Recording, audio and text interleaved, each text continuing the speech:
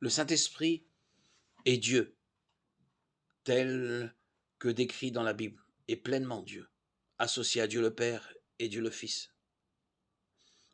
Jésus-Christ.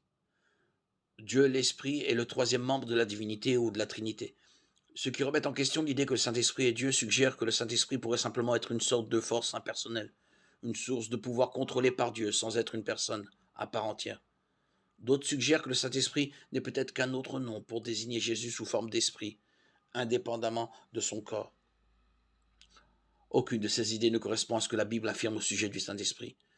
La Bible décrit le Saint-Esprit comme une personne qui est présente avec le Père et le Fils, avant le commencement des temps. Toutes les actions caractéristiques étant associées à Dieu s'appliquent aussi au Saint-Esprit.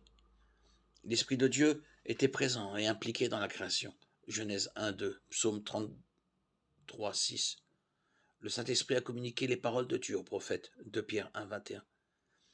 Les corps de ceux qui sont en Christ sont décrits comme des temples de Dieu parce que le Saint-Esprit est en eux. 1 Corinthiens 6, 19. Jésus a clairement indiqué que pour naître de nouveau, pour devenir chrétien, il faut naître de l'Esprit. Jean 3, 5. L'une des déclarations les plus convaincantes de la Bible sur le fait que le Saint-Esprit est Dieu se trouve dans Acte 5, lorsqu'Ananias a menti sur le prix d'une propriété.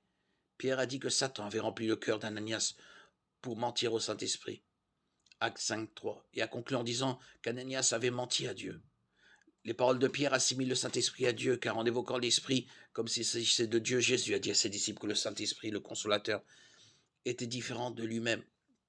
Le Père enverrait le Consolateur, l'Esprit de vérité après son départ, et l'Esprit parlerait de lui à travers eux. Jean 14, 25, 26. Les trois personnes mentionnées par Jésus sont toutes Dieu, tout en étant distinctes les unes des autres, au sein de la Trinité.